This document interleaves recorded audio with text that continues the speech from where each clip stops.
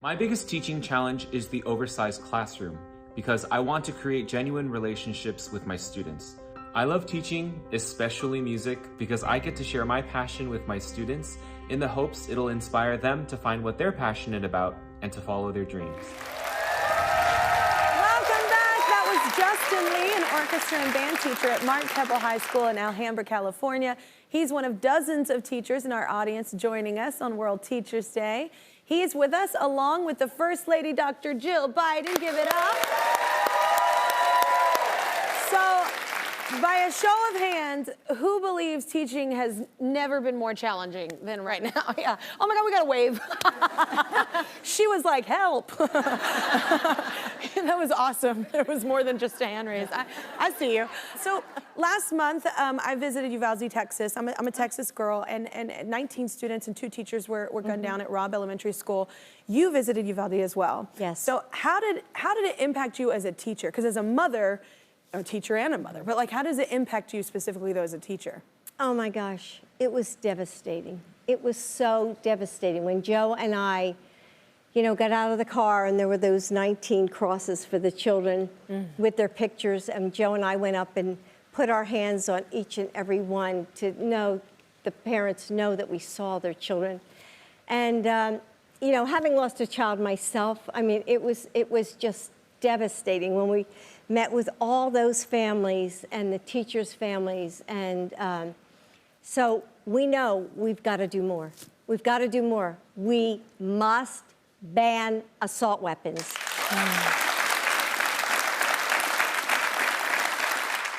Shortly after the Uvalde shooting, an Aurora, Colorado English teacher posted this very powerful video on TikTok.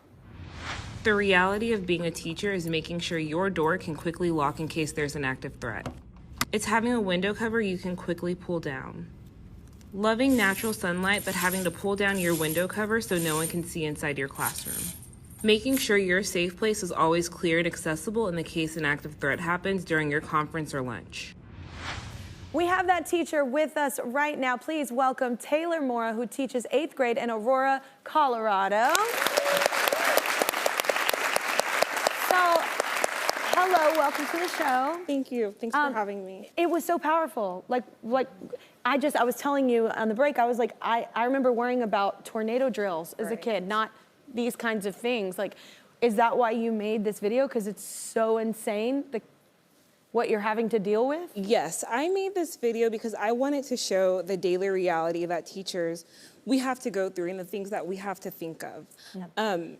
I hate that I have to think before leaving my husband in the morning, is this going to be the last time I'm going to see you? Is this going to be the last time I'm going to kiss you? But that's something that I have to think of. My previous school, we had active shooter drills probably about 3 times a year, but that drill that I did in the video, that's something I do every single day. I don't allow my students to see me do that because I don't want to terrify them. I want them to be focused on learning. Even though doing that drill, it terrifies me because what if, that day I have to implement it. I made that TikTok because I wanted to spark conversation and I wanted to spark change because absolutely enough is enough. Absolutely. How do we come together and stop these tragedies? I know you were talking about assault weapons, but do you also feel like, every time I hear about the tragedy of the lost students, I always think about the shooter too, because I'm like, what is happening in that person's head?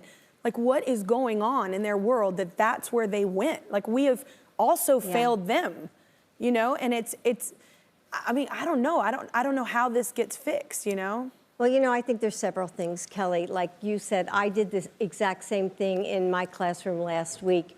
I said to my students, you have to have a plan in your head if there's an active shooter on campus. And so I did exactly what you do. But, we did give more money for mental health.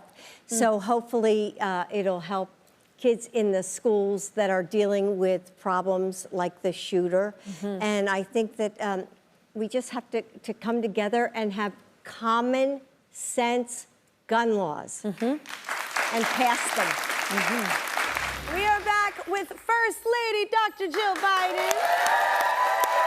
So let's talk some more of the educators in our audience. Tyson Jones is a teacher and principal from my home state of Texas.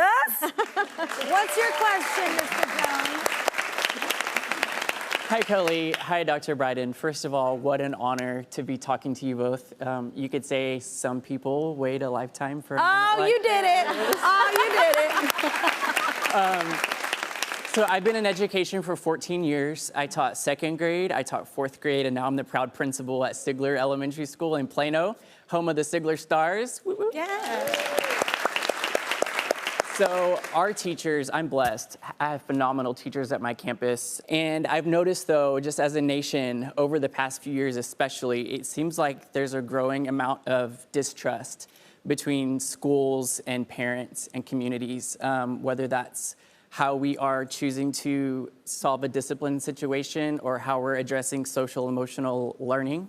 So how would you suggest that we as educators can start to rebuild that trust with us and our communities? Well, you know, during the pandemic, I actually saw the reverse. I saw where parents were saying, wow, this job is hard. Thank goodness for what you do. And I felt that parents were really thankful to all of the teachers. But I think, you know, we love our students just like their parents do. And I think maybe it just comes down to dialoguing with the parents. And I don't know whether other teachers here have other suggestions. But just this communication, open communication with our students to bring everyone together to be on the same page. I also think too, it's like one of my kids was held back, and I think I get what you're saying too, though, because the teachers and the principal, they were afraid almost to tell me and my husband at the time that we were going to have to hold back one of our kids, and we were like, okay. But they were like, oh my God, that never happens. Usually parents get so frustrated that we were like, well, no, we recognize that, you know, she kind of is having a hard time and we can't figure out what it is. She's too young to test. We're like, totally cool. Yeah. But most of the time it was like they've been battered. They were just like, they get beat up anytime they come to parents. And parents, you gotta know, like, all kids learn at different times. They grow differently. That, right? Yeah. But I think the thing is that parents should know that too. Parents, I think you expect everything, and it's like just how I grew up, and I didn't have to repeat a grade, but so what? One of my kids does, and now she's better, more prepared, you know? Yeah. Read The Tipping Point. Anyway, so thank you so much, Mr. Jones, for joining us. Thank you. Next, I agree, though, I guess, communication between teachers and parents. It's so important that you have that relationship. Next is Erica Dent, a second grade teacher at Joaquin Miller Elementary in Burbank, California.